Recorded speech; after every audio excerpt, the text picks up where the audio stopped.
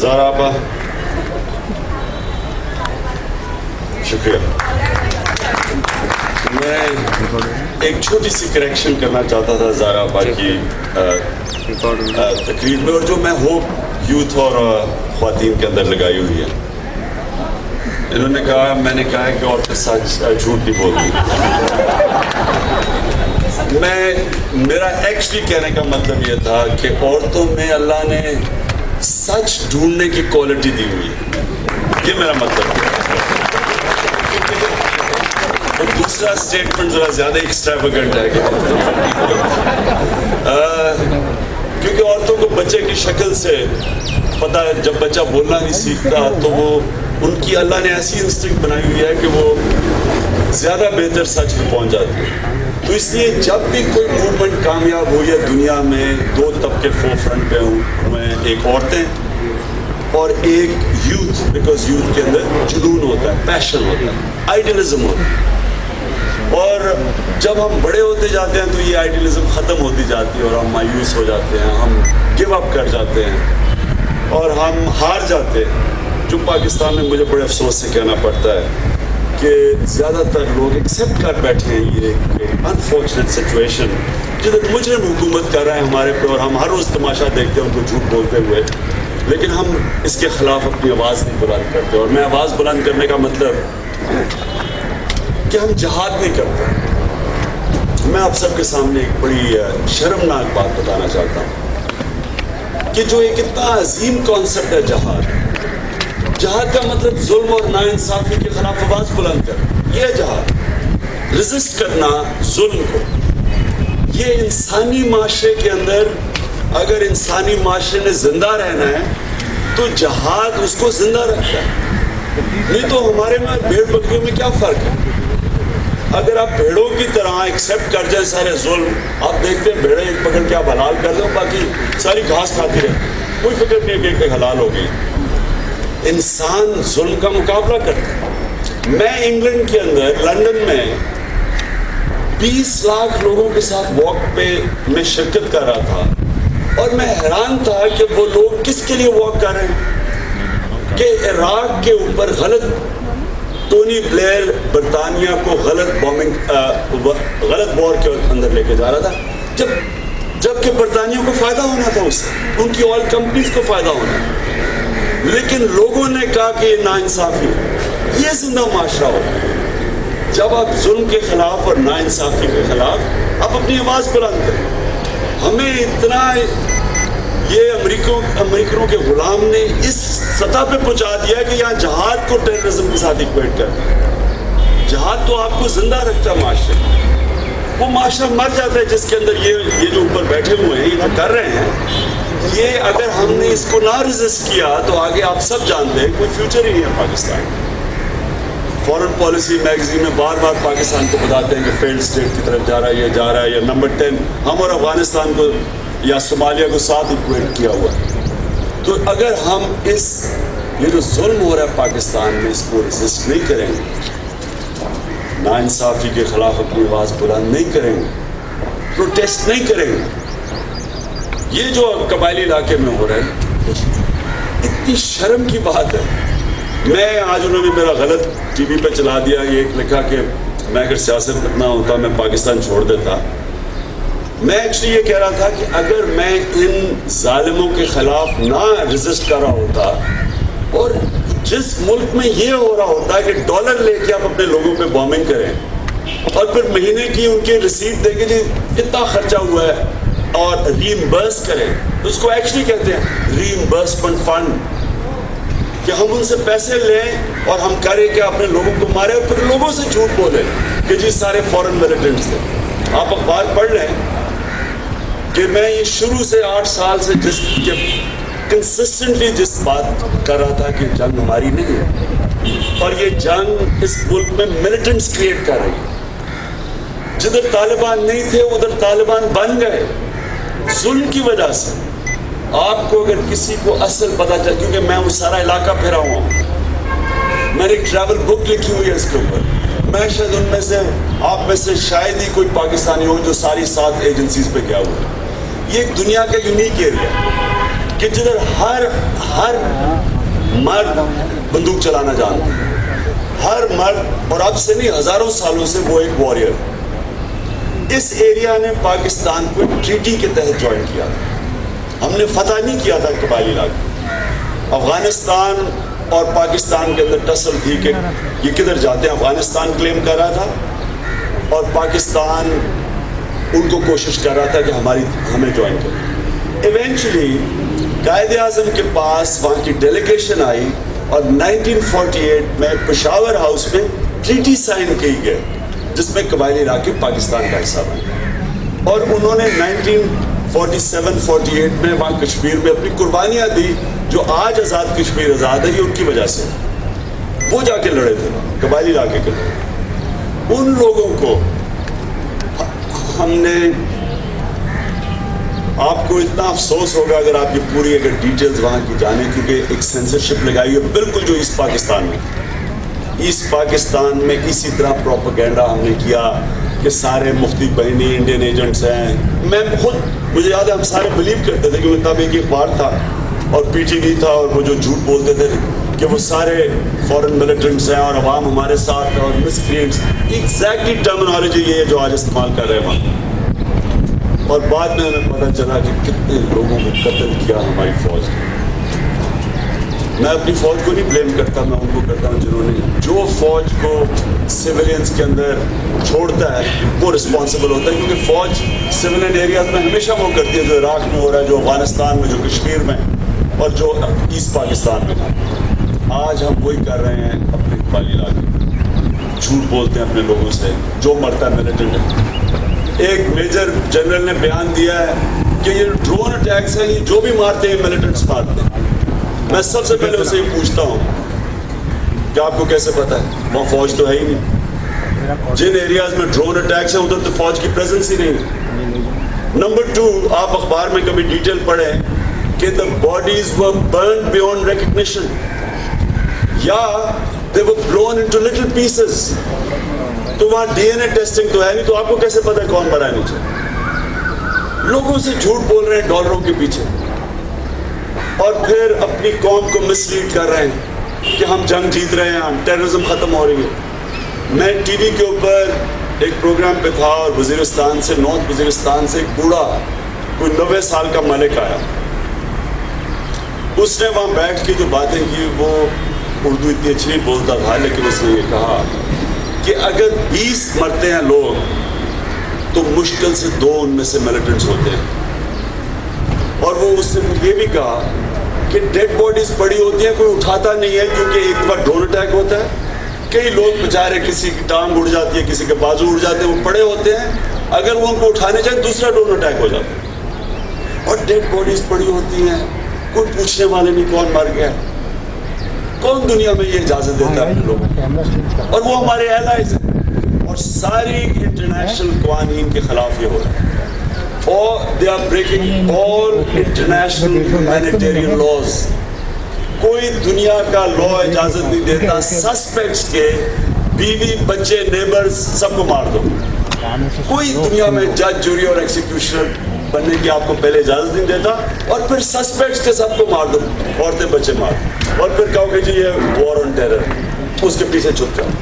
اور پھر وہ ان کی اوڈیسٹی یہ ہو کہ وہ یہ دیں کہ we are trying to keep the United States safe, we are trying to protect the lives of people in United States۔ ادھر تو کوئی نہیں مارا، تو ادھر لائفز کا کیا بنے گا؟ تو جب میں نے یہ وار کو اپوز کیا، اور آپ سب جانتے ہیں کہ مجھے انہوں نے ایک بڑی ٹائٹل دی طالبان خان کی، آج اس وار نے 34,000 پاکستانیوں کی زندگی لے چکی ہے، 34,000 پاکستانی زرداری، اور بقول آصف زرداری کے $68 billion has been lost to the Pakistan economy۔ اب یہ ہو سکتا ہے کہ آصف زرداری ایگزیجریٹ کر رہا ہو، کیونکہ اس کو ڈالرز کا آپ کو پتا ہے زیادہ شوق ہے، وہ ہوپ کر رہا ہے کہ شاید اور پیسے آ جائیں، بٹ ایون if 68 billion نہیں تو کم از کم 40-50 بلین تو گیا۔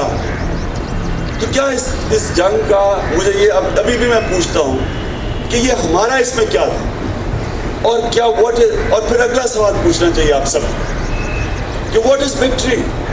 क्या चीज़ होगी कि हम कहेंगे हम जंग जीत गए, किसी को नहीं पता। मैं प्राइम मिनिस्टर से भी एक दिन पूछा कि गलती से उसने मुझे बुला लिया, मिल गया मुझे, मैंने पूछा ये जीत क्या होगी, आप क्या कहेंगे कि हम जंग जीत गए, किसी को नहीं पता। अमेरिकनों को खुद ही नहीं पता कि जीतना क्या। एलिस इन वंडरलैंड में एक बड़ी अच्छी लाइन है, if you don't know where you are going every road takes you there. आपको पता ही नहीं किधर जा रहे हैं, जिधर मर्जी चल पड़ो। लेकिन मैं आपको बता रहा हूँ कि ये जंग हमारे लिए इतनी खौफनाक, इसके इतने लॉन्ग टर्म कॉन्सिक्वेंसेस हैं पाकिस्तान में। पहले तो शिया और सुन्नी को लड़ाया जा रहा है, जब कुरम एजेंसीज में मार रहे हैं एक दूसरे को, शियों की माम बारगाहों में बॉम्ब चल रहे हैं। फिर देवबंदी बरेलवी को लड़ाया जा रहा है, श्राइन्स के ऊपर बॉम्ब फट रहे हैं। कौन है लोग, ये कौन कर रहा है,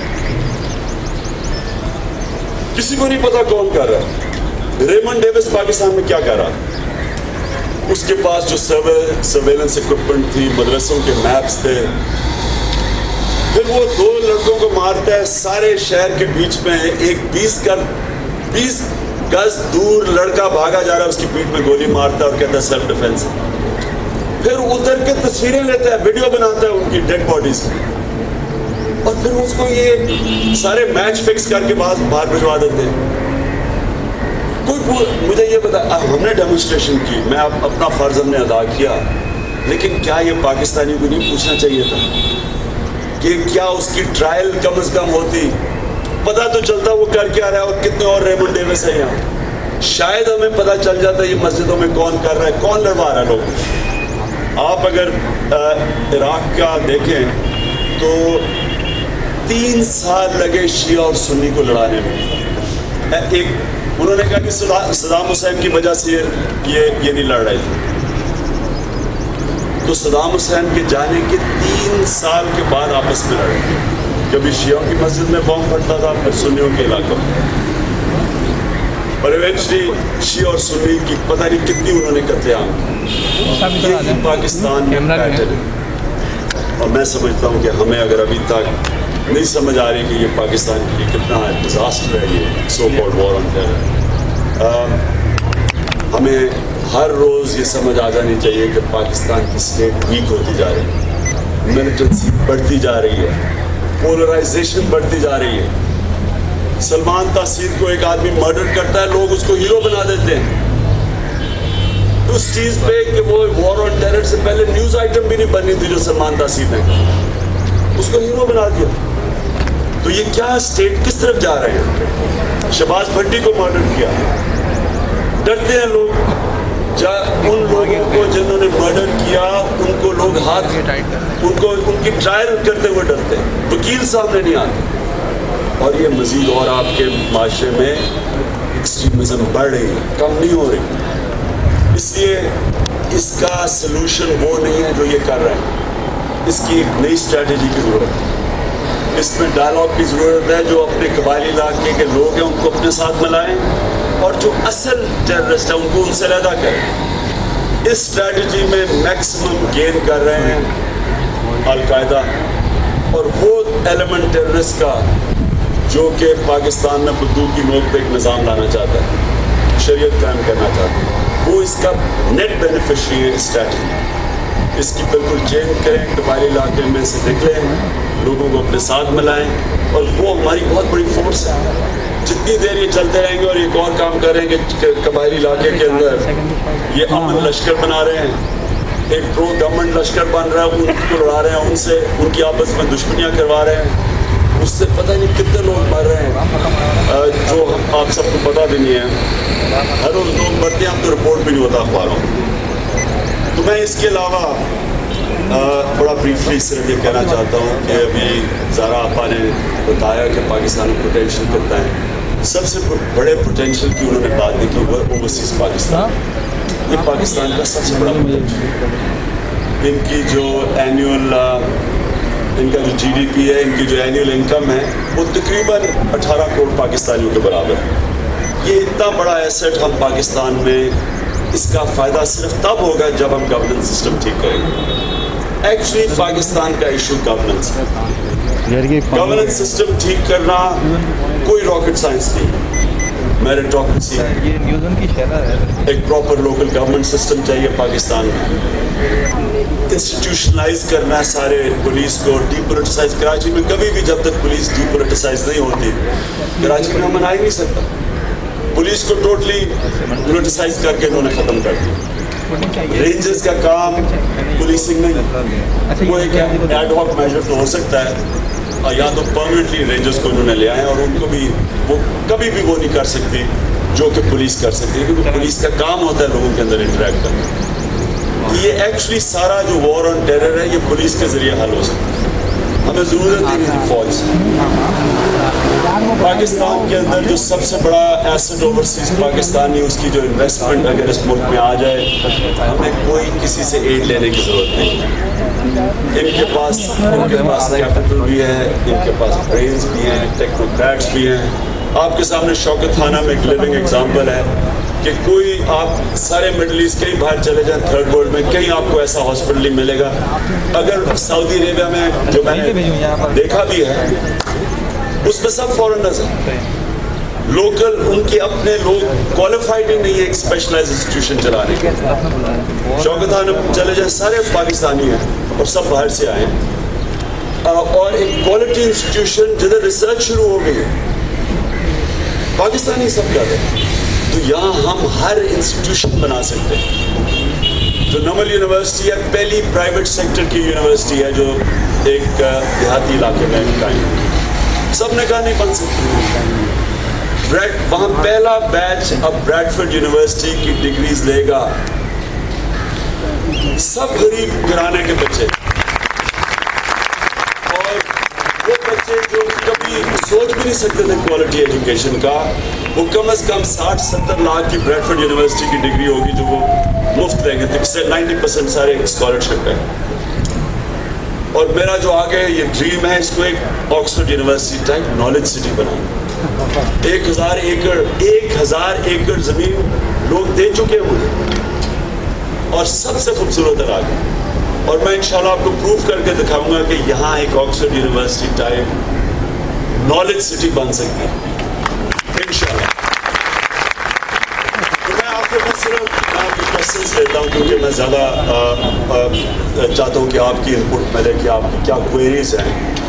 लेकिन मैं आपको ये सिर्फ कहना चाहता हूँ कि इस मुल्क में हर इतना पोटेंशियल है और टैलेंट है, शायद ही कहीं हो। आप सिर्फ स्पोर्ट्स में एक चीज़ देखें कि सिस्टम ना होने के बावजूद पाकिस्तान कॉन्टिन्यूसली इंटरनेशनल लेवल का टैलेंट प्रोड्यूस करता है। या कोई सिस्टम नहीं। आप सिर्फ ये मेरी बात मान लें, क्योंकि क्रिकेट का मैं आप मुझे ट्रिपल PhD समझ लें कि पाकिस्तान में प्लेयर सिस्टम के बावजूद आते हैं, सिस्टम की वजह से नहीं आते। मैंने दुनिया में मोहम्मद आमिर जैसा यंग टैलेंट कभी देखा ही नहीं अपने 20 साल के करियर में। तो ये जो टैलेंट है इस मुल्क में, ये हर चीज़ में, जहांगीर खान, जानशेर खान, कोई स्क्वॉश कोर्स ही पाकिस्तान में नहीं, और 10 साल के वर्ल्ड चैंपियंस बने रहे। इसी तरह हर फील्ड में पाकिस्तानी, बाहर आप जाके देखें, मैं जब अमेरिका में अपना जो पाकिस्तानी यूथ देखता हूँ, और माशाल्लाह सारी तहरीक इंसाफ में है, उन सब को देख के इतना फ़ख्र होता है कि उनकी वहाँ रह के पल के, उसके बावजूद उनकी सारी इंक्लिनेशन, पेट्रियाटिज्म कम नहीं हुई, और वो हर प्रोफेशन में वो एक्सेल करते हैं। ये है पाकिस्तान का बहुत बड़ा टैलेंट जो हम अट्रैक्ट कर सकते हैं, और हम हर किस्म के इदारे बना सकते हैं पाकिस्तान। और ये मुल्क अगर सिर्फ हम एक करप्शन को टैकल कर लें, जो सिवाय हमारे कोई नहीं कर सकता, क्योंकि ये आपस में कोई एक दूसरे को नहीं पकड़ सकता। जो भी आज तमाशे आप देख रहे हैं, सारी पॉलिटिक्स एक मकसद के लिए हो रही है, लीडर्स की करप्शन बचाने के लिए। सारी अलायंसेस बन रही हैं सिर्फ क्रुक्स को बचाने के लिए। हम इनको बड़े आराम से, मैं इंशाल्लाह आपको साबित करके दिखा सकता हूँ कि कोई बड़ा मुश्किल काम नहीं है पकड़ना है। और दूसरी चीज़, कोई मुश्किल काम नहीं है इस मुल्क में रेवेन्यू रेज करना। पिछले साल आप सोचें कि मैंने शौकत खानम और ये बना के 4 अरब रुपया, ये फ्लड्स बना के और नमन 4 अरब रुपया रेज किया, लोगों ने दिया। अभी आप सोच लें कि क्या अगर लोगों को ये कॉन्फिडेंस होता है कि उनका टैक्स का पैसा उन पे खर्च होगा बजाय महलों में और ये बुलेट प्रूफ गाड़ियों में और प्राइवेट जेट्स में और चोरी में नहीं जाएगा, अगर आप लोगों को ये कॉन्फिडेंस दिलवा दें तो आज अगर 9% टैक्स जीडीपी रेशो है, इसको हम 20% पे अगर कर दें तो पाकिस्तान सॉल्वेंट हो जाता है। हमें कोई कर्ज लेने की जरूरत नहीं है, हम लोगों की ह्यूमन डेवलपमेंट में इन्वेस्ट कर सकते हैं। ये जो हमारी यूथ है इतनी बड़ी, इसके ऊपर इन्वेस्ट कर सकते हैं। यानी सिर्फ सिंपल ये है कि टैक्स कम करके टैक्स, मैं टैक्स हाई टैक्सेस में नहीं बिलीव करता, टैक्स नीचे ले आए, लेकिन लोगों को कॉन्फिडेंस दे के टैक्स का पैसा उन पे खर्च होगा और जो पकड़ा जाए टैक्स फ्रॉड में, including my self, non bailable offence, सीधा जेल के अंदर। अब देखिए हम कितनी जल्दी टैक्स इकट्ठा करते हैं। और ये दो चीजें, करप्शन और टैक्स को टैकल करने, रूल ऑफ लॉ और गवर्नेंस सिस्टम। जो असल हमारे लिए चैलेंज है वो है एजुकेशन। ये है असल, सारे मुल्क को मोबिलाइज करना पड़ेगा एजुकेशन सिस्टम में। बाकी ये चीज़ें बड़ी जल्दी हो सकती हैं। एजुकेशन लॉन्ग टर्म, मीडियम और लॉन्ग टर्म, इसमें हमें बड़ा जिस स्टेज पे हमारा एजुकेशन सिस्टम कोलैप्स कर चुका है स्टेट का, ये एक स्ट्रगल है। लेकिन बाकी जो governance system, rule of law, corruption, revenue collection, ये बड़ी जल्दी टर्न अराउंड हो सकती है। और एक independent foreign policy, independent foreign policy का ये मतलब नहीं हमें मुझे टीवी पे कहते हैं इमरान साहब अगर आप ये नहीं करेंगे तो आप अमेरिका से जंग लेंगे, यानी कि या आप जूते पॉलिश करें या जंग लड़ें, उसके बीच में कुछ है ही नहीं। यानी क्या आप कोई दुनिया में कोई सारी दुनिया ऐसे गुजारे दी है कि या बेचारे पैरों में पड़े हुए हैं उनके और या फिर उनके साथ बंदूकें उठाए। मुल्क अपने इंटरेस्ट के लिए वो अपने इंटरेस्ट प्रोटेक्ट करते हैं, हम अपने इंटरेस्ट प्रोटेक्ट करते हैं, लेकिन फॉरेन पॉलिसी हमेशा इंडिपेंडेंट होनी चाहिए, किसी के ऊपर डिपेंडेंट नहीं होना चाहिए, अपने पैर पे खड़ा होना चाहिए। दुनिया उनकी इज्जत करती है जो अपनी इज्जत करते हैं। आप अपनी इज्जत नहीं करते, कोई आपकी इज्जत नहीं करेगा। भीख मांगने वालों की कोई इज्जत नहीं करता। ये पाकिस्तान एक अमीर मुल्क है, इन्होंने मिनरल वेल्थ बताई। मैं सिर्फ आपको ख़त्म कर, मुझे याद आ, मैं डेवोस किया हुआ था, तो मुझे वहाँ डेवोस में, क्योंकि वहाँ सारे दुनिया के बड़े बड़े बिजनेस हाउसेस पहुँचे होते हैं, तो एक टॉप मिनरल कंपनी का एक एग्जीक्यूटिव अंग्रेज था, मुझे मिला, तो मुझे कहता कि डू यू रियलाइज कि इन Pakistan you are sitting on the biggest copper reserves in the world. मुझे नहीं पता था। उसने कहा कि यहाँ कॉपर के रिजर्व शुरू होते हैं बलूचिस्तान में, जिधर आप सब जानते हैं कि $260 बिलियन का एक रिजर्व है, ये जो रेकोडेक में है। वजीरिस्तान में उससे भी बड़ा रिजर्व पड़े हुए हैं और उससे बेहतर क्वालिटी कॉपर पड़ा हुआ है, और वो पूरी जाती है seem right up to Chitral. 10 किस्म के मार्बल हैं पाकिस्तान में। सबसे बेहतरीन ग्रेनाइट है गिलगित या चित्राल एरिया के अंदर, द बेस्ट क्वालिटी ग्रेनाइट। सबसे बेहतरीन एमरल्ड्स पाकिस्तान में स्वात में पाए जाते हैं। लेकिन ये सारा कोई जितनी भी हमारी मिनरल वेल्थ है, ये जो थर कोल है या जो अभी गैस के रिजर्व्स डिस्कवर हुए हैं कोहाट में, ये कोई चीज़ फायदेमंद नहीं है अगर गवर्नेंस सिस्टम नहीं है पाकिस्तान। और गवर्नेंस सिस्टम कभी अच्छा हो ही नहीं सकता जब मुल्क के बड़े बड़े क्रिमिनल्स बड़े बड़े ओहदों पे बैठे। Thank you.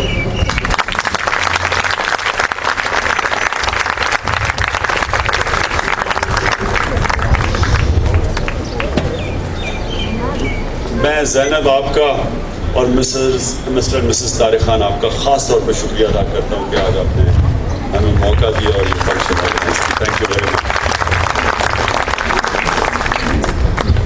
आपने प्लीज़ काइंडली सवाल मुख्तसर रखिएगा ताकि सबको मौका मिले पूछने। Islamic My name is Dr. Harish Azad. Got a question. The annual budget for the President and Prime Minister House, just these two houses, is 993 million rupees a year, which equates to 26 lakhs a day. These are only two houses I'm speaking about. If you come into power, do you intend to close down this obscene expenditure? دیکھیں سب سے پہلی چیز جس طرح میں نے کہا نا کہ to urge people and give encourage people to pay taxes, ہمیں لوگوں کو یہ تاثر دینا پڑے گا کہ ان کا ٹیکس ان کے اوپر خرچ ہو رہا ہے. اس کے لیے ہمارا پلان ہے کہ جتنے بڑے these are colonial symbols. Remember اپنے ملک میں انہوں نے ڈاؤننگ اسٹریٹ ہے وہ اتنی چھوٹی سی ہے، وہ ٹونی بلیئر کا چوتھا بچہ ہو گیا تو ایکسٹرا کمرہ بنانا پڑا. تو ہمارے لیے وہ کیونکہ ہم غلام تھے، یہاں انہوں نے یہ سمبلس بنا دیے ایکسٹراویگنس کے، کیونکہ ہم تو غلام تھے. اپنے ملک میں آزاد ملک میں انہوں نے ان کا دیکھیں کیسا رہن سہن. میں صرف آپ کو اگزامپل دیتا ہوں کہ یہاں وہ تو چلیں چھوڑے آصف زرداری کیسے ٹریول کرتا ہے یا یوسف رضا کیسے کرتا ہے. ہمارا فورن منسٹر بھی گیا باہر تو اس نے چارٹر جیٹ پہ گیا، 5 اسٹار ہوٹل میں پتہ نہیں 15-20 کمرے بک کروائے. ادھر ڈیوڈ کیمرون امریکہ کا آفیشیل ٹور پہ جاتا ہے اور پہلا دفعہ جب پرائم منسٹر بنتا ہے آفیشیل ٹور پہ اور اناؤنس کرتا ہے آسٹیرٹی. برٹش ایئرویز کی بزنس کلاس میں جاتا ہے، فرسٹ کلاس میں نہیں جاتا، برٹش ایئرویز کی، اور وہاں جا کے ہوٹل میں نہیں ٹھہرتا، برٹش ایمبیسی کے کمرے میں رات گزارتا ہے. تو آپ خود اندازہ لگائیں کہ وہاں اپنے ٹیکس پیئر کی وہ کتنی قدر کرتے ہیں. امریکہ کے اندر ایک جنرل کو مجھے بڑی اچھی طرح یاد ہے، اس کو انہوں نے ریزائن کروایا کیونکہ وہ ہیلی کاپٹر میں گولف کھیلنے چلا گیا جس کا صرف ٹوٹل خرچہ ٹیکس پیئر کو $2000 تھا. تو اس لیے وہاں لوگ ٹیکس دیکھتے ہیں. پاکستان کے اندر آپ یہ تو چھوڑیں پریزیڈنٹ پرائم منسٹر ہاؤس کی آپ نے بات کی ہے، آپ وہ رائبن دیکھ لیں جو کہ نواز شریف، اس کا سیکیورٹی کا ایک مہینے کا خرچہ 3 کروڑ روپیہ، وہ کچھ بھی نہیں ہے. وہ 3 کروڑ روپیہ اس کے مہینے کا سیکیورٹی کا خرچہ. تو یہ جو جب تک ہم ایک ملک میں آسٹیرٹی اناؤنس کریں گے اور لیڈ بائی ایگزامپل ساتھ بھی اختیار کریں گے. آپ صرف ایک چیز دیکھ لیں کہ مسلمان جب ایک پاور تھے یا پاور بننے جا رہے تھے تو خلافت راشدہ کے اندر وہ جو ہمارے خلیفہ تھے ان کا رہن سہن کیا تھا، اور ایز اپوز ٹو دیم. اور وہ بڑا فیمس انسیڈنٹ ہے حضرت عمر کو جب بڑی تیزی سے اسپریڈ کر رہا تھا ان کا ایمپائر، تو جو ایران اپنے وقت کی سپر پاور تھی، تو ان کا جب ایمبیسڈر آیا حضرت عمر کو ملنے تو پوچھتا گیا کہ وہ کدھر رہتا ہے تمہارا وہ خلیفہ آپ کا کدھر. تو وہ انہوں نے کوئی ادھر ڈائریکٹ کر کے اسے نظر ہی نہ آیا کہ وہ کدھر ہے، کوئی محل ہی نہ نظر آیا. ایونچولی کسی نے کہا کہ وہ درخت کے نیچے سویا ہوا ہے. تو اس نے اس کے فیمس ورڈز تھے کہ اس نے کہا کہ جس ملک کے اندر انصاف ہو اس ملک کے سربراہ کو کوئی گارڈز کی ضرورت نہیں ہوتی. تو ہمارا یہاں سارے مسلمان دنیا میں آپ دیکھیں ایک مسلم لیڈر سارے ویسٹرن ڈیموکریٹک لیڈرز کو خرید لیں. برطانیہ کا صرف جو برٹن کا GDP ہے وہ تقریباً سارے 50 مسلمان ملکوں کے برابر ہے. ان کی رہن سہن دیکھیں، یہ اوباما کو دیکھ لیں. آپ اپنے چھوڑیں، آپ کسی بھی اپنے 4-5 جو اوپر کے ٹاپ کے پولیٹیکل لیڈرز ہیں ان کا رہن سہن دیکھ لیں، ان کے پاس پیسہ دیکھ لیں کتنا. اسی طرح سارے مسلمان ملک. تو جب تک ہم لوگوں کے ٹیکس کی قدر نہیں کریں گے، میں بڑا الیبوریٹ آنسر دیا، ہم ٹیکس نہیں اکٹھا کر سکتے. اور جب تک ٹیکس نہیں اکٹھا کر سکتے ہم اپنے انسانوں کے اوپر انویسٹ نہیں کر سکتے.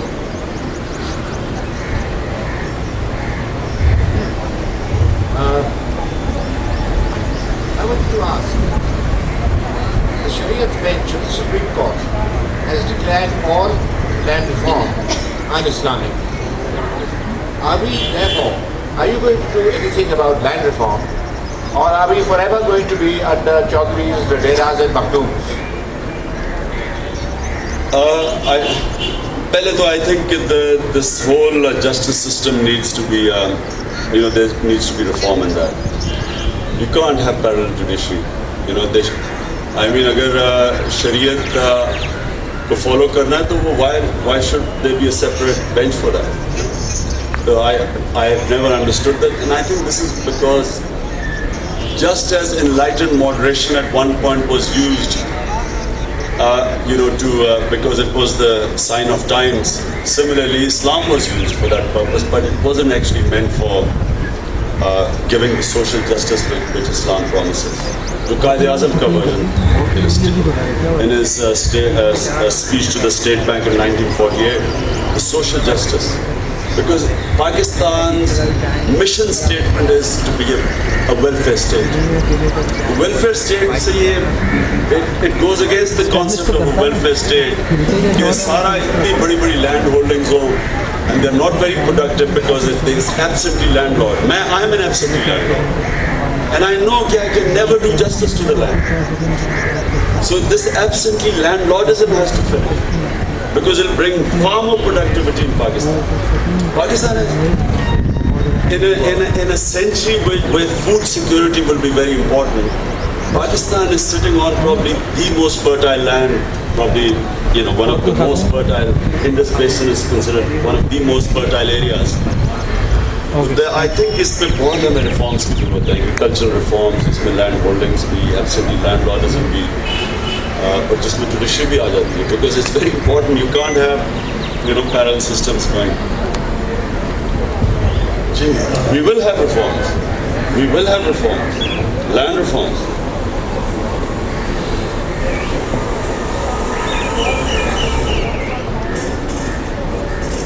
There should be only one. I'm not an expert.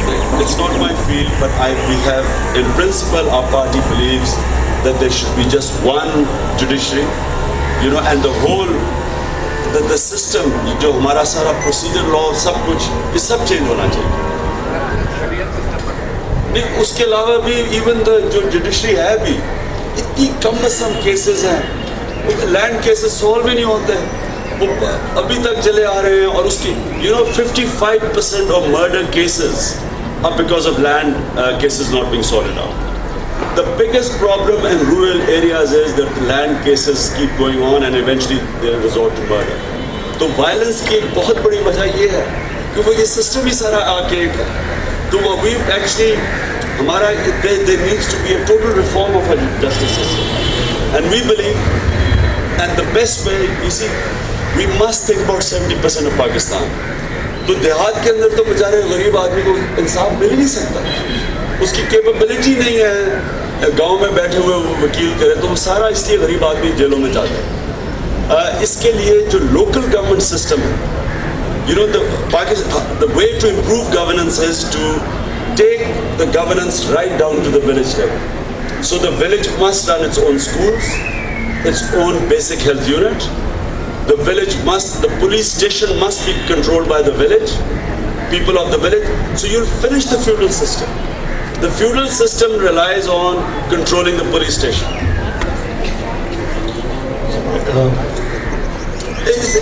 A panchayat system is a local government system.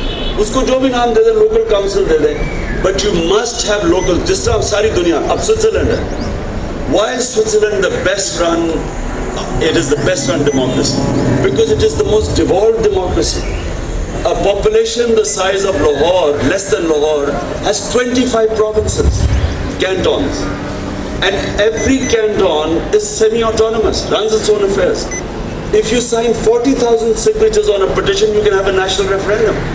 That's why people participate in the democracy and have a stake in the system. یہاں تو بالکل ڈس انفرینچائز ہیں لوگ, پیڑ پکھیوں کی طرح بیچارے گاؤں میں بیٹھے, پوچھتا کوئی نہیں ہوتا. جی عمران, آپ جی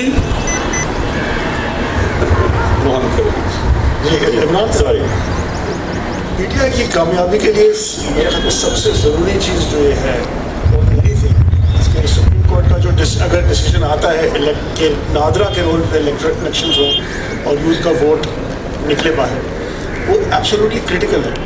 لیکن اس کی جب یہ ڈیسیجن آئے گا انشاءاللہ تو اس کو امپلیمنٹ کرنے میں گورنمنٹ جس طرح ایرانوں کا ڈیسیجن انہوں نے امپلیمنٹ نہیں کیا ہے, وہ تو بہت ریزسٹ کریں گے, کیونکہ رورل اربن مائگریشن سامنے آئے گی اور ایک وڈیرے کی جو ایم ایل اے سیٹ ہے وہ تو یونین کاؤنسل کی سیٹ بن جائے گی. تو اس کو کاؤنٹر کرنے کے لیے کیا اسٹیپس لیں گے کہ یہ کریٹیکل چیز امپلیمنٹ؟ دیکھیں, سب سے بڑا جو پاکستان قوم کو مبارک ہوا ہے سپریم کورٹ. انفیکٹ ایک اس وقت جو پاکستان کو بچایا ہوا ہے وہ ہے سپریم کورٹ. اور جو مرضی لوگ کہیں, میں I think the real hero in Pakistan right now is Chaudhry Iftikhar and his team.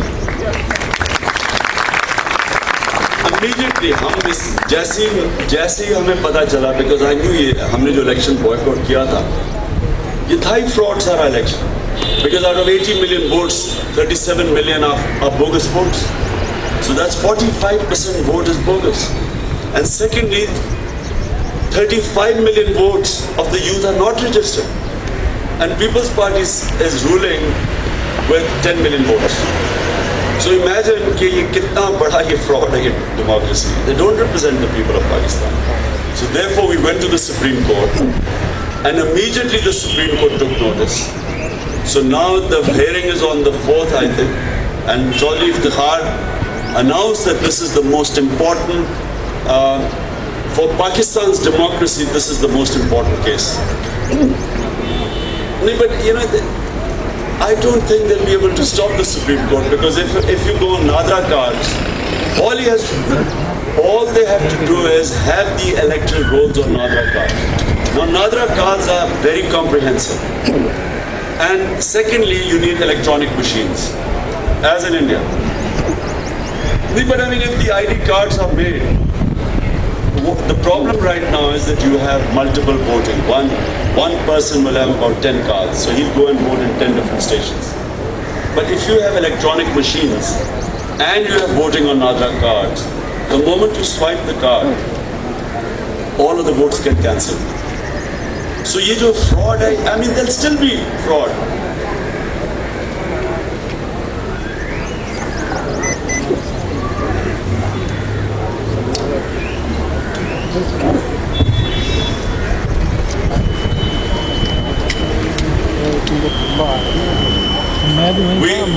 We have already had a meeting with the Election Commission about this. The Election Commission has already been sponsored. So you know, this will be, I'm just thinking, doom और gloom के अंदर बड़ी अच्छी चीजें भी हो रही हैं पाकिस्तान में.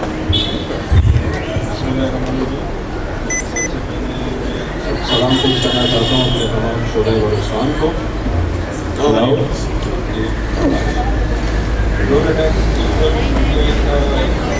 प्रोटेस्ट हुआ है उस पर मैं शुक्र अदा करना चाहता हूँ PTI का. इमरान खान साहब से सवाल है कि बलूचिस्तान मिसिंग पर्सनस के ऊपर आपने कभी कोई स्टेटमेंट नहीं किया, जिनकी तादाद 8 से 10 हज़ार मंजूर की हो चुकी है. बलूचिस्तान में FC की गवर्नमेंट है. मेरी बहन ने वो सफेद कपड़ों वाली ने बोला डॉक्टर शाजिया का, तो ये बता दूं कि डॉक्टर शाजिया की ही वजह से नवाब साहब को शहीद किया गया. और हमें 2010 में 125 लाशें मिली हैं जिनके सरों में गोलियां मारी गई थी, और 2011 में 78 हो चुकी है तादाद.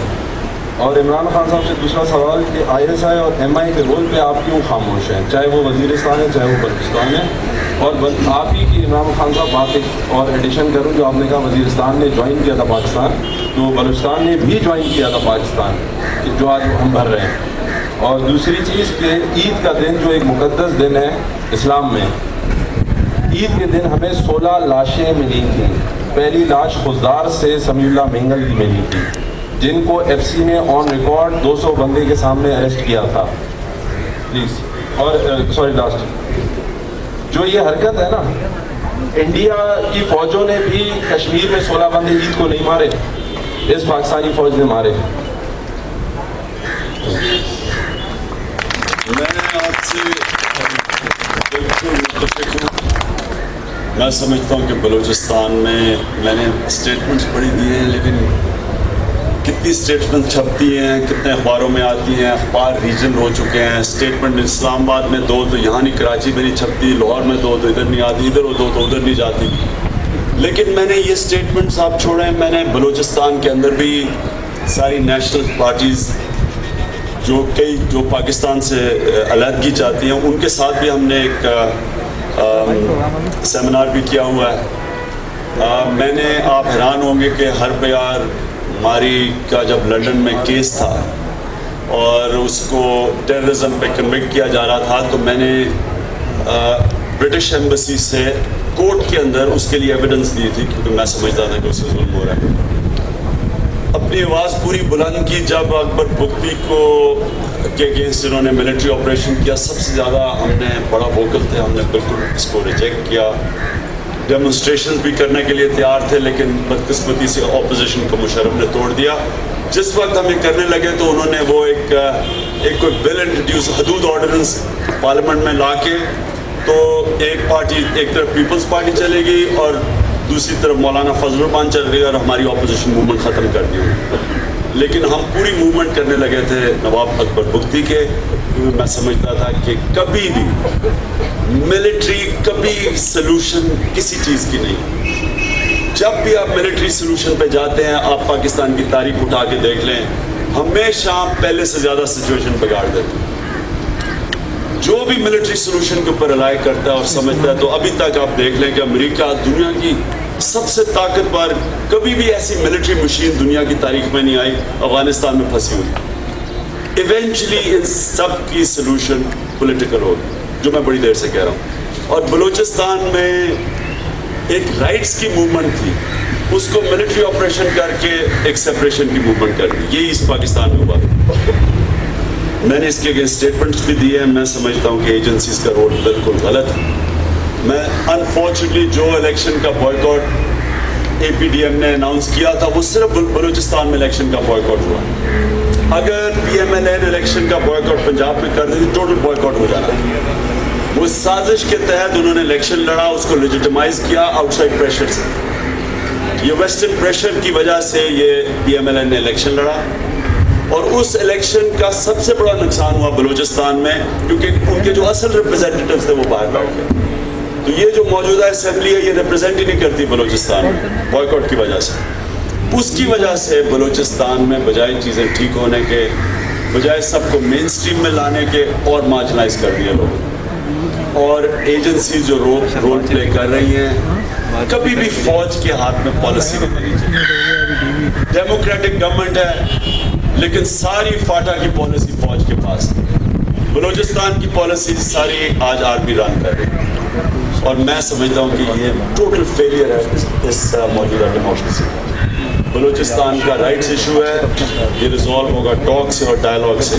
جتنا ڈیلے کرتے جائیں گے اتنا یہ سچویشن اس پوائنٹ آف نو ریٹرن پہ پہنچ جائے گی.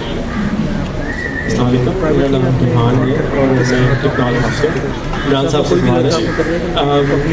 سجیشن ایک تھی کہ آپ جتنے بھی یہاں لوگ بیٹھے ہیں وہ پڑھ لکھے لوگ ہیں, اینڈ آپ کے اسٹیٹمنٹس ہوتے ہیں, جیسے ابھی آپ نے کہا کہ لوگ ٹوسٹ کر دیتے ہیں, پریس والے ٹوسٹ کر دیتے ہیں, تو گزارش یہ تھی کہ اگر آپ ان اسٹیٹمنٹس کو اپنے چینل پہ, یوٹیوب پہ اور اپنی سائٹ پہ لگا دیا کریں, so people can actually get exact cover of it. ایک چیز تھی. سیکنڈ, آپ نے ایک سال پہلے عرض کیا تھا کہ آپ ایک شیڈو کیبنٹ بنا رہے ہیں 1:1 یا 5:1 کے ریشو سے, جو بھی آپ کے منسٹرز ہوں گے, جو کہ شیڈو منسٹرز ہوں گے.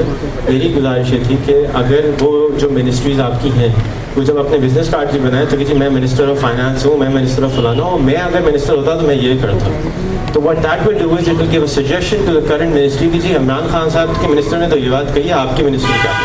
شکریہ. ہم نے اپنے 13 شیڈو اسپوکس پرسن اناؤنس کر چکے ہیں. ہم نے اپنا ایک 90 ڈے پروگرام پبلش کیا, وہ سرکولیٹ ہو رہا ہے ہماری پارٹی میں اناؤنس کرنے سے پہلے کہ پارٹی پہلے 90 ڈیز میں کیا کرے گی, جس میں ہر ایشو کے اوپر ہم اپنی پالیسی اسٹیٹمنٹ دے رہے ہیں. لیکن ابھی وہ فائنل سٹیجز پہ. ایک پرابلم ہے, میں آپ کو بتاؤں کہ ہم شیڈو اسپوکس منسٹرز اس لیے نہیں اناؤنس کرتے کہ کئی بڑے قابل لوگ ہیں جو ہم سمجھتے ہیں کہ یہ بن سکتے ہیں تحریک انصاف کے, جو پاکستان میں میرٹ پہ آؤٹ اسٹینڈنگ, یعنی کہ وہ اگر ہم نے اس ملک کو اٹھانا ہے تو the right people have to be in the right places. Problem ایک ہے کہ پاکستان میں اپوزیشن میں سب ڈرتے ہیں, گورنمنٹ سے ڈرتے ہیں. میں آپ سب کے سامنے کہنا چاہتا ہوں کہ اس ملک کا سب سے بڑا, آج اگر ہم ادھر بیٹھے ہیں تو اس کی سب سے بڑی وجہ ایک ہے, بزدلی.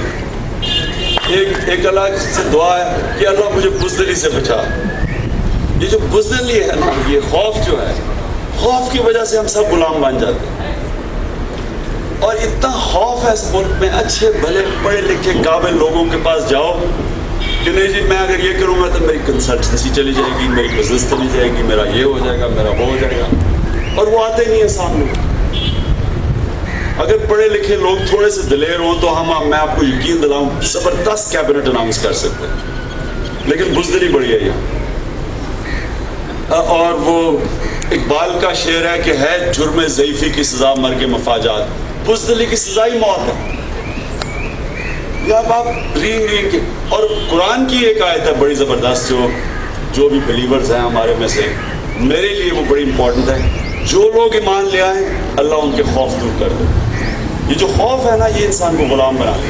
میں اتنا سنتا ہوں, یہ ہمارے کئی رائٹرز اخباروں میں لکھ رہے ہوتے ہیں کہ عمران کہہ رہا ہے کہ جی یہ نیٹو کے سپلائز بلاک کر دو, اگر امریکہ نے یہ کر دیا تو کیا ہو جائے گا, کیا ہو جائے گا, کیا ہو جائے گا. ایران کو کیا کر لیا امریکہ نے, کتنی دیر سے وہ کھڑا ہو. جی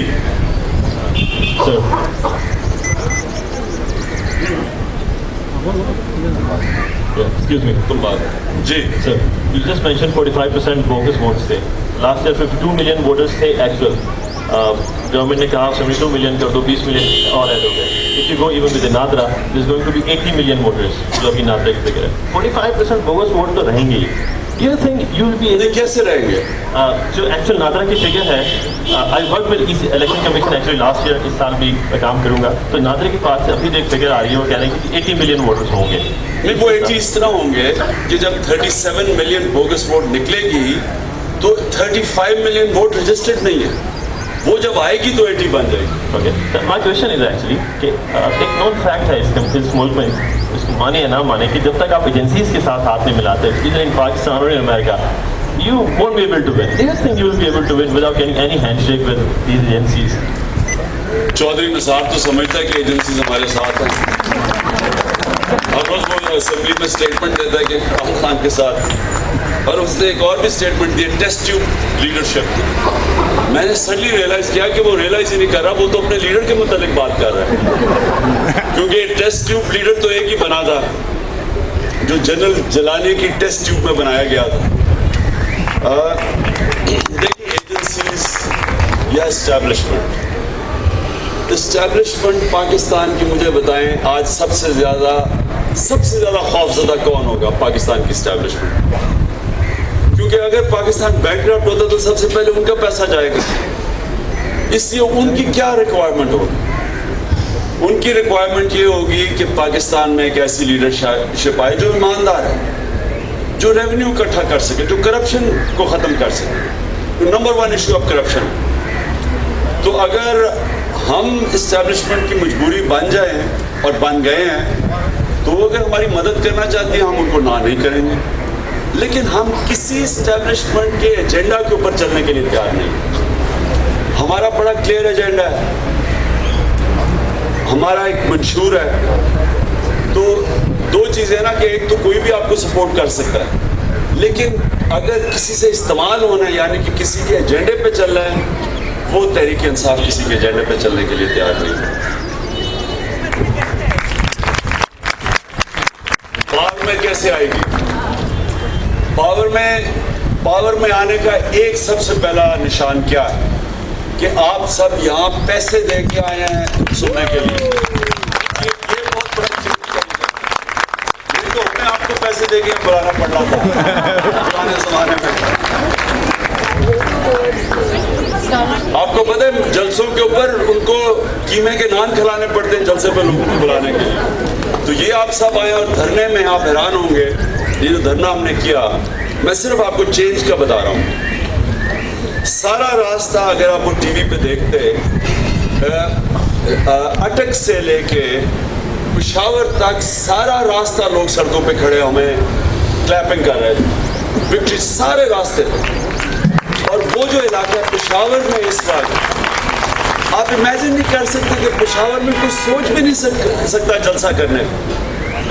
جس شہر کے اندر جماعت اسلامی کے جو لاسٹ جلسہ جماعت اسلامی کا ہوا تھا جدھر بم اٹیک ہو چکا تھا, اس سے پہلے مولانا فضل الرحمان 2 دفعہ جان سے بچے ہیں. तो उस शहर के अंदर एक धरना करना, 2 दिन धरना करना और ओपन, और सिर्फ 3 किलोमीटर हम दूर थे जिधर मिलिट्री ऑपरेशन चल रहा था, बाड़ा के अंदर, सिर्फ 3 मील दूर था, और उधर धरना करना, और 1.5 किलोमीटर दूर तक कोई गाड़ी नहीं आ सकती थी, यानी कि पैदल लोग चल के आए। तो ये चेंज है। और जो अगर आप वहाँ, काश कि आप वो लोग वो पैशन देख लेते, कोई कीमे के नान वो पैशन नहीं ला सकते जो वो लोगों के अंदर पैशन था, लोगों के अंदर जो जज्बा था, जो पैशन था, जो जुनून था, ये है चेंज का साइन। और चेंज का साइन एक और है कि पहली दफा पाकिस्तान में आपको, मैं किसी आप यूनिवर्सिटी में चले जाए, किसी यूनिवर्सिटी में पाकिस्तान चले जाए, नंबर 1 पार्टी आपको, मैं बलूचिस्तान का सिर्फ क्योंकि एक सेपरेट केस है, क्योंकि बलूचिस्तान में एक एक्स्ट्रॉर्डनरी सर्कमस्टांसेस है, लेकिन बाकी 3 प्रोविंसेस में नंबर 1 पार्टी आज सारी यूनिवर्सिटीज में तहरीक इंसाफ। बट अगर आप स्कूलों में चले जाएं, आप हैरान होंगे कि स्कूल के बच्चे पोलिटिसाइज हो गए। पहली दफा स्कूलों, हमने एक स्कूलों का फंक्शन किया, सैलाब के ऊपर लोगों को इकट्ठा किया, और हमने उन तो क्वेश्चन आंसर हुआ। अब बच्चे थे 10 साल से लेके 16 साल तक, 95% क्वेश्चंस पॉलिटिक्स के ऊपर बच्चों ने पूछे। ये कभी हुआ ही नहीं, यानी कि नॉर्मली क्रिकेट के सवाल पूछते थे, 95% बच्चों ने पॉलिटिक्स के क्वेश्चन पूछे। तो मुल्क चेंज हो गया। टेलीविजन ने, खास तौर पे करंट अफेयर प्रोग्राम्स ने लोगों में इतना शऊर पैदा कर दिया कि मैं आपको यकीन दिलाता हूँ कि एक बहुत बड़ा सैलाब आने वाला है, और वो सैलाब इंशाल्लाह इंसाफ का होगा। Assalamualaikum, it's Councillor Shahda Ahmed from England, also representing Ummah Channel.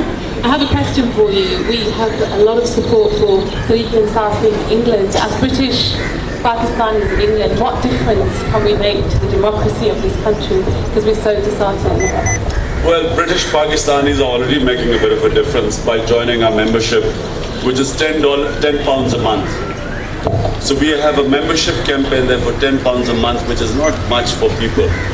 But the moment we are about to cross 5,000, not just in Britain, but also in the US.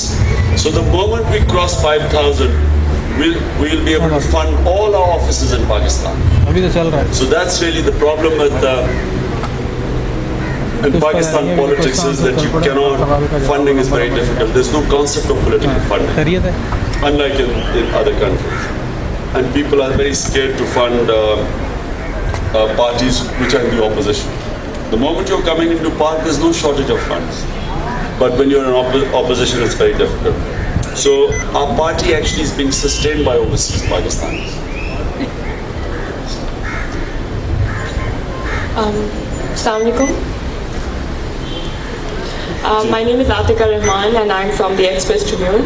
My question is, you just said that you don't support anyone's agenda, any agency's agenda.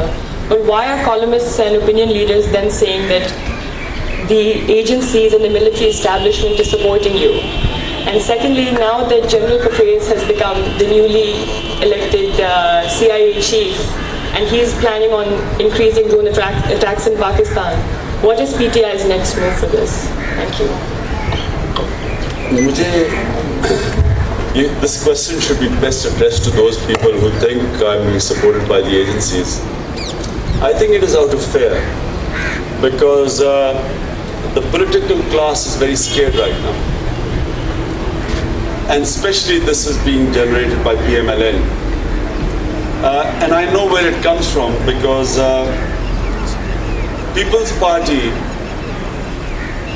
in trying to keep PMLN in line, in other words, in an attempt to make sure that it remains a friendly opposition, it scares the PMLN by saying that if the agencies are trying to bring a technocratic setup, and if a technocratic setup comes, there'll be accountability.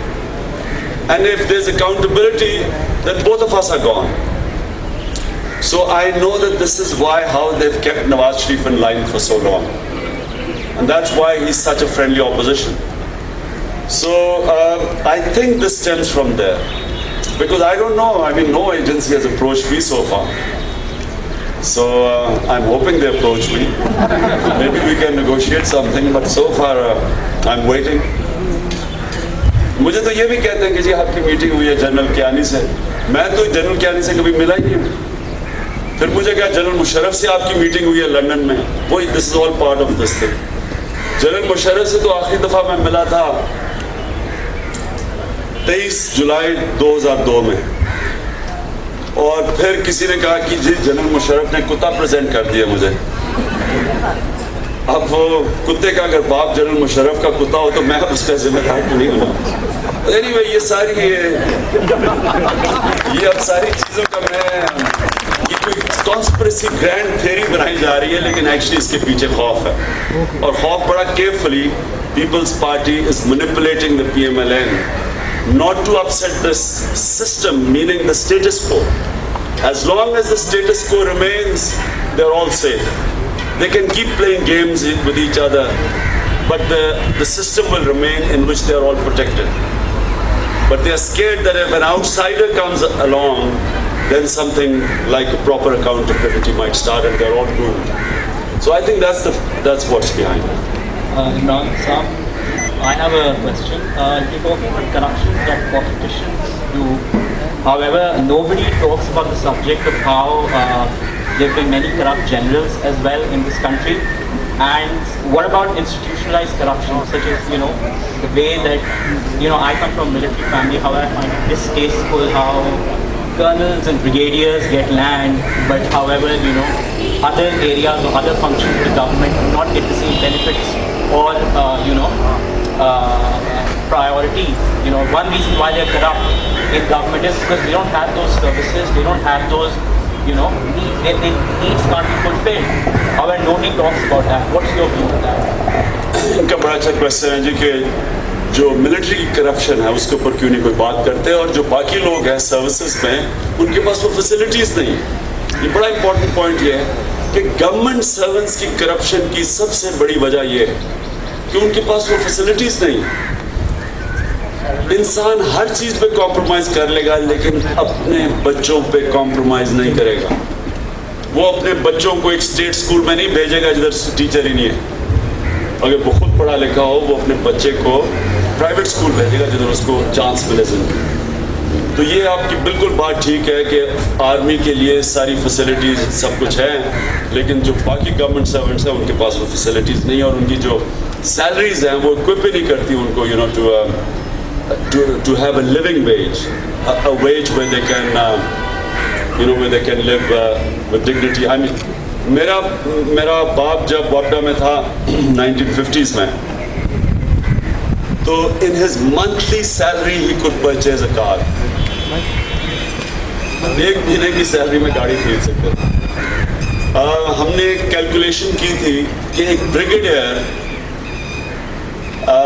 Brigadier اپنی مہینے کی salary میں 72 تولہ سونا خرید سکتا تھا 1935 میں, اور آج اس کی سیلری میں آپ یو کین امیجن ہو کیا. تو اتنا جب تک آپ سیلریز کو ایکویٹ نہیں کریں گے, یہ جو سنگاپور کا کلاسک ماڈل ہے لی کوان یو نے, جو اس نے ٹیلنٹ گورنمنٹ سروسز میں خریدا, گورننس سسٹم ٹھیک کی, ان کی مارکیٹ اور پرفارمنس بیسڈ سیلریز کی, اور جب آپ کی گورنمنٹ سروسز اچھی ہوں گی گورننس سسٹم اچھا ہوگا. لیکن فوج کی کرپشن کی میں آپ کو ایک بات کہنا چاہتا ہوں کہ جب ایک ملک کے اندر ایک democratic government moral authority lose کر جاتی ہے تو جو فزیکل اتھارٹی ہے وہ فوج کے پاس ہے, پھر وہ ان کو کنٹرول نہیں کر سکتے. جب تک آپ کے پاس مورل اتھارٹی نہیں ہوتی ڈیموکریٹک گورنمنٹ ملٹری کو کنٹرول نہیں کر سکتی. اور آپ کے سامنے ایگزامپل ہے ٹرکی کا, جدھر فوج کا کانسٹیٹیوشن رول ہے آئیڈیولوجیکل فرنٹیئرز پروٹیکٹ کرنے کے لیے ٹرکی میں, لیکن جب اردوغان کے ساتھ کلیش ہوا, کیونکہ اردوغان کی مورل اتھارٹی اتنی تھی, اس کی پرفارمنس اتنی زبردست تھی, وہ اس نے الیکشن کروایا اور زیادہ بڑی میجورٹی سے آیا, اور آج 125 ٹرکش ملٹری آفیسرز ہیں جن کا کورٹ مارشل ہو رہا ہے. تو ایک پرفارمنگ ڈیموکریٹک گورنمنٹ کے سامنے ملٹری کبھی بھی وہ نہیں کر سکتی جو آج پاکستان میں ہو رہا ہے. السلام علیکم. عمران خان صاحب، میرا نام حماد چودھری ہے. میں تویاما سے آیا ہوں، جاپان میں رہتا ہوں. وہاں کی تحریک انصاف کا تویاما کین کا جنرل سیکرٹری ہوں. سب سے پہلے آپ کو بہت بہت مبارک ہو کہ آپ کا دھرنا کامیاب ہوا. آپ کو یہ بھی بتاتا چلوں کہ جاپان کے اندر جتنی بھی پاکستانی کمیونٹی ہے الحمدللہ 8 سے 9 ہزار، اس کے اندر جو بھی جس پارٹی سے بلانگ کرتا ہے مگر سب آپ سے پیار کرتے ہیں اور امید رکھتے ہیں کہ آپ کے ذریعے پاکستان میں کوئی چینج آئے گا. میرا سوال آپ سے یہ ہے کہ جیسا کہ آپ کو پتہ ہے کہ آج کل پاکستان کے سیاسی حالات چینج ہو رہے ہیں. ان حالات کے اندر ایک الائنس بنتا جا رہا ہے کاف لیگ کا، جسے کل تک قاتل لیگ کہا جاتا تھا، اور آج کی پیپلز پارٹی جو بھٹو کی پارٹی نہیں رہی اب زرداری صاحب کی پارٹی ہے. اور اس کے اندر چودھری پرویز الہی اور چودھری شجاعت حسین کا بھی ایک رول آ رہا ہے. کچھ دنوں پہلے آپ نے کہا کہ صحیح معنوں میں چودھری شجاعت حسین اپوزیشن کر رہے ہیں، جو آپ کے گھر اچانک آ گئے، جس کے بعد آپ نے پریس کانفرنس بھی کی. میری آپ سے ریکویسٹ ہے اور اس میڈیا کے سامنے اور لوگوں کے سامنے کہ کم سے کم آپ کسی چیز کو غلط کہیں تو اس پہ اسٹینڈ لیں. اور اسٹینڈ اس طرح ہی لے سکتے ہیں کہ جو آج لال مسجد کے جو قاتل اور پیپلز پارٹی جو اس وقت سپورٹ کر رہی تھی مشرف کو لال مسجد کے بارے میں، آج وہ واپس مل رہے ہیں. تو لہٰذا یہ انتہا پسندی پھر بڑھے گی، اور انتہا پسندی کو روکنے کا ایک ہی راستہ ہے کہ آپ اسٹینڈ لیں اس وقت کہ جو پاکستان میں الائنس ہو رہا ہے. آپ انہیں بولیں کہ یہ پاکستان کو ڈرون حملوں سے زیادہ سوسائڈ حملوں پہ لے جائیں گے، کیونکہ جن لوگوں کی بچیاں، جن لوگوں کے بچے لال مسجد میں شہید ہوئے، وہ واپس ایک الائنس کرتے ہوئے جا رہے ہیں اور 18 کروڑ عوام انہیں دیکھ رہی ہے صرف تماشا بن کے. تو لہٰذا میری ریکویسٹ ہے جہاں ساتھی بیٹھے ہوئے ہیں، جس پر ریمنڈ ڈیوس کا یہاں مظاہرہ ہوا، پریس کلب میں تحریک انصاف کے بہت کم لوگ تھے، مگر میں اپنی بیٹی اور 4 بچوں کے ساتھ جاپان سے آیا ہوا تھا، اس مظاہرے میں گیا صرف یہ بتانے کہ ہم پاکستان کی دھرتی سے محبت کرتے ہیں، ہم عمران خان کے فلسفے سے پیار کرتے ہیں، اور عمران خان کے پیچھے چل کے اس پاکستان کی تقدیر کو بدل سکتے ہیں. تو لہٰذا میری ریکویسٹ ہے آپ سے سر، میری آپ سے ہمبل ریکویسٹ ہے، کیونکہ میں سمجھتا ہوں کہ میرے والد صاحب چلے گئے، کل میں بھی چلا جاؤں، کل میری اولاد چلے جائے گی، مگر پاکستان کی 63 سال میں کوئی تبدیلی نظر نہیں آ رہی. تبدیلی صرف آپ کو دیکھ رہی ہے، آپ کے سٹینڈ کو دیکھ رہی ہے. اگر آپ کا سٹینڈ اور یہ جو مجمع جو 1000 روپے دے کر آیا، خدا را یہ ووٹ کے دن باہر نکلے اور اپنی عوام کو بتائے کہ یہی ایک شخص ہے جو پاکستان میں تبدیلی لا سکتا ہے. تو آپ سے ریکویسٹ ہے پلیز کہ آپ جو الائنس ہو رہا ہے اس کے اندر آپ ضرور اپنا ایک موٹو بیان کریں، اپنی ایک پالیسی بیان کریں، تاکہ لوگوں کو پتہ چل سکے کہ عمران خان نے آج یہ اسٹیٹمنٹ دی ہے. تھینک یو ویری مچ سر. میں ویسے آپ کو ایک چیز کہتا ہوں کہ آپ یہ بات ثابت کرے گا کہ کبھی ہم کسی پارٹی سے الائنس نہیں کریں گے جس پارٹی کی لیڈرشپ کرپٹ ہو، جس پارٹی کے لیڈرشپ کا پیسہ باہر پڑا ہو، جن کی جائیدادیں باہر پڑی ہوں، جن کا سٹیک پاکستان میں نہ ہو. تو اس لیے آپ خود اندازہ لگا لیں کہ وہ بڑی کم پارٹیز رہ جاتی ہیں. لیکن یہ ملنا، کبھی کبھی کسی سے ملنا پڑ جاتا ہے، بات کرنی پڑ جاتی ہے، لیکن اس کا یہ نہیں مطلب آپ اصل ہمیں جج کریں گے جو ہماری الائنس ہے. اور انشاءاللہ آپ دیکھیں گے کوئی کسی ایسی الائنس میں نہیں جائیں گے جس سے آپ کو شرمندگی اٹھانی پڑے. لاسٹ بس مجھے آپ سے یہ بات کہنی ہے کہ آپ کہتے ہیں کہ میری ٹیم ہے، لیکن کوئی ٹیم آپ کی نظر نہیں آتی ہے ٹی وی پر. لوگ ہمیشہ یہی کہتے ہیں کہ عمران خان اکیلا کیا کیا کرے گا. تو ایک آپ سے یہ ریکویسٹ ہے کم از کم اپنی ٹیم کو لے کر آئیں، صرف آپ اکیلے نظر آ سکتے. دوسرا آپ سے مجھ سے 2 سوال ہیں. اس وقت پاکستان بالکل امریکہ کے آگے لیٹا ہوا ہے. ریمنڈ ڈیوس کے اس کے آپ کیا آپ کا بیٹا، اور دوسرا اٹس ویری امبیرسنگ کویسچن، آپ پاکستان کو اسلامک اسٹیٹ کس طرح بنا سکتے ہیں؟ جس طرح آئی ڈونٹ مین کہ آپ گاڑیاں رکھوا دیں اور ہوائی پہنا دیں، جس طرح پاکستان میں بے حیائی پھیلی ہوئی ہے وہ آپ کس طرح کنٹرول کریں؟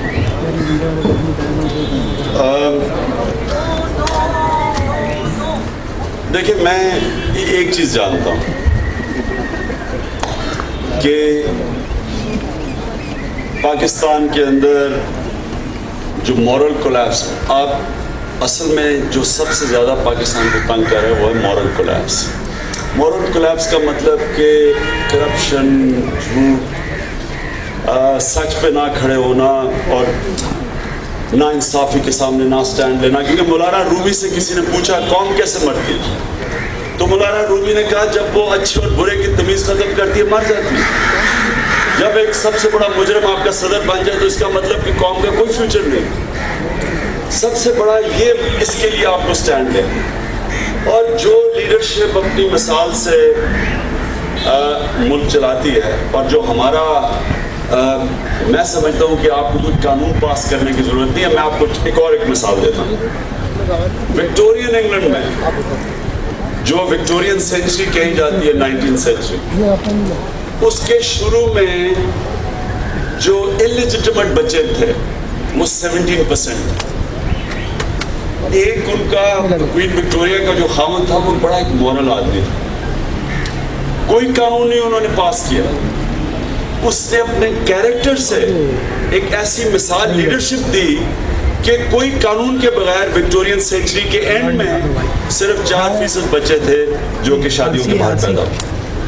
कहने का मकसद ये है कि हमारे नबी सल्लल्लाहु अलैहि वसल्लम ने अपनी मिसाल से एक माशरे को तब्दील कर दिया। लोगों ने जो रोल मॉडल्स होते हैं उसको लोग फॉलो करते हैं। पाकिस्तान में रोल मॉडल्स ही नहीं है। हमने जो रोल मॉडल्स हैं आज, आप बताएं, वो बेचारे मोहम्मद आमिर को हम कहते हैं कि उसने मैच स्पॉट फिक्सिंग की, लेकिन सबसे बड़े मैच फिक्सर तो कैबिनेट में बैठे हुए। उस बेचारे का क्या मतलब, उसको क्या हम क्या अपने बच्चों को रोल मॉडल्स दिखा रहे हैं जो आज आप पर सारे आप बड़े बड़े नाम देख लें, जब तक कोई बड़ा जुर्म ना करे बड़ा ओहदा नहीं मिलता। तो क्रिकेटर्स बेचारे कैसे सीधे रास्ते पे चल सकते हैं? तो इसलिए मुझे उम्मीद ये है कि हमारा जो मेरा रोल मॉडल वो एक ही है, पाकिस्तान का कायदे आज़म की ये थी इंटेग्रिटी कि वो अंग्रेजी में तकरीर करते थे और जिनको नहीं भी पता था कि क्या अंग्रेजी बोल रहे हैं, सब जो भी कह रहा है सच कह रहा है। तो ये इंटेग्रिटी और उनकी थी। हम अगर एक तरफ उधर आ जाए, मैं जिस इस्लाम को जो मैं समझता हूँ इस्लाम की सबसे बड़ी एक माशरे में जो एक इस्लामिक माशरा होना चाहिए, उसमें इंसानियत, ह्यूमैनिटी और इंसाफ होना चाहिए। जस्टिस, सोशल जस्टिस, ह्यूमैनिटी और पब्लिक इमोरलिटी ना हो। मैं समझता हूँ कि स्कैंडिनेवियन माशरे जो हैं, एक्सेप्ट के उधर पब्लिक इमोरलिटी है जो डायरेक्टली इफेक्ट करती है उनका फैमिली सिस्टम, क्योंकि इस्लाम फैमिली सिस्टम को प्रोटेक्ट करती है। अभी भी इस मुल्क की सबसे बड़ी ताकत हमारा फैमिली सिस्टम है। आप सोचिए, यहाँ कोई सोशल सिक्योरिटी नहीं है, अगर इसके बावजूद आज यहाँ खून नहीं हो रहा, गुर्बत की इंतहा है, बेरोजगारी है, महंगाई है। लेकिन ये यूरोप में हो तो आज एक दूसरे को गले काटे लोग, लेकिन यहाँ एक स्टैंडर्ड फैमिली सिस्टम हमें एक कुशन देता है, और फैमिली सिस्टम को डायरेक्ट इफेक्ट करती है पब्लिक इमोरलिटी। अगर वो आप स्वीडन के अंदर और नॉर्वे में निकाल दें तो वो एक्चुअली सबसे ज्यादा इस्लामिक स्टेट है, क्योंकि वहाँ इंसानियत भी है, वहाँ कानून है, वहाँ इंसाफ है, वहाँ जानवरों की ज्यादा कदर है, हम अपने इंसानों की नहीं करते हैं। इसलिए वो मोहम्मद अब्दू की बड़ी फेमस सही थी, जब वो यूरोप गया 100 साल पहले, उसने कहा मुझे यहाँ मुसलमान तो नहीं नजर आए लेकिन बड़ा इस्लाम नजर आया, और वापस मिस्र गया तो कहता मुसलमान बड़े इस्लाम नहीं। वो एग्जैक्टली आज आप पाकिस्तान में निकाले कैसे। बहुत बहुत शुक्रिया जी। अपने आखिर में से कहता हूँ कि ये मायूसी जो आपको है वो बिल्कुल वही स्टेज है जो फ्रेंच रेवोल्यूशन से पहले चार्ल्स डिकेंस लिखता है, it was the best of times and it was the worst of times. कई दफ़ा माशरा इतना गिरना होता है लोगों को जगाने के लिए। तो आज अगर आप सब यहाँ 1000 रुपया दे के आए, इसका मतलब कि माशरा हमारा जाग रहा है। अब मैं आप सबसे ही एक्सपेक्ट करता हूँ, इसको अपनी मिशन समझें, इसको अपनी मिशन समझें। ये इमरान खान की मिशन नहीं है, क्योंकि मुझे कोई किसी चीज़ की कमी नहीं, ये हम सब की मिशन है। क्योंकि आप जो भी कर लें, जो भी आप कर लें, आपके मुल्क से बेहतर कोई मुल्क नहीं है। मुझे इंग्लैंड में शायद ही किसी पाकिस्तानी को एक्सेप्ट किया हो जितना मुझे इंग्लिश सोसाइटी ने एक्सेप्ट किया, लेकिन मैंने कभी अपना घर नहीं समझा। वो घर हमेशा मैंने पाकिस्तान समझा। इसको अगर हम एक्टिव हों इस मुल्क में, वो लोग जो आज तक सियासत को बुरा समझते थे, अगर आप सब एक्टिव हो, ये बड़ी तेज़ी से आपका मुल्क उठ सकता है। इस मुल्क में सब कुछ है, یہ ایک بڑا عظیم ملک بن سکتا ہے، اس میں ٹیلنٹ ہے، اس کو ہم قائد اعظم کا پاکستان بنا سکتے ہیں، لیکن آپ سب کو اس کے لیے ایکٹیو ہونا پڑے گا. شکریہ.